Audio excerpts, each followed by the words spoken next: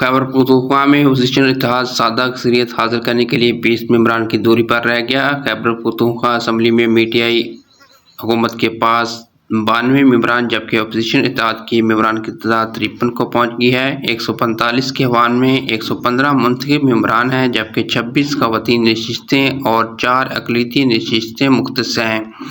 Supreme court کے فیصلے کے بعد الیکشن کمیشن نے مخصوص نشستوں پر بحالی کا نوٹیفیکیشن جاری کر دیا جس سے کے پی اسمبلی میں اپوزیشن ممبران کی تعداد 53 کو پہنچی۔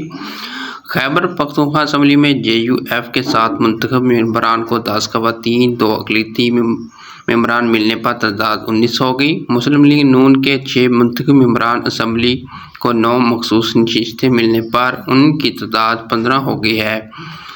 پیپلز پارٹی کے منتخب ممبران کی تعداد 4 تھی، 6 خواتین اور 1 اقلیتی نشست ملنے پر ان کی تعداد 11 ہو گئی ہے۔ پی ٹی آئی پارلیمنٹیرین کے پاس ایوان میں 2 نشستیں تھیں، 1 مخصوص نشست ملنے پر ان کی تعداد 3 ہو گئی ہے۔ 1 مخصوص نشست ملنے پر عوامی نیشنل پارٹی کی تعداد بھی 3 ہو گئی ہے۔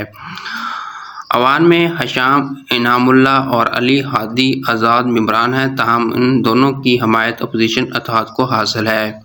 ایوان میں سادہ اکثریت کے لیے 73 ارکان کی حمایت درکار ہوگی۔ اپوزیشن اتحاد کو سادہ اکثریت حاصل کرنے کے لیے 20 ممبران درکار ہیں۔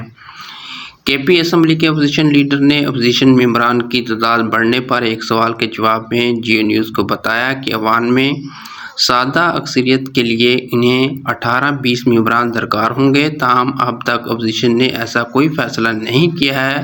البتہ بجٹ تقریر میں یہ ضرور کہا تھا کہ یہ پی ٹی آئی کا یہ 12واں اور آخری بجٹ ہے۔ اگر حکومت نے گورننس اور law and order per focus کیا تو ہمارا کوئی شوق نہیں۔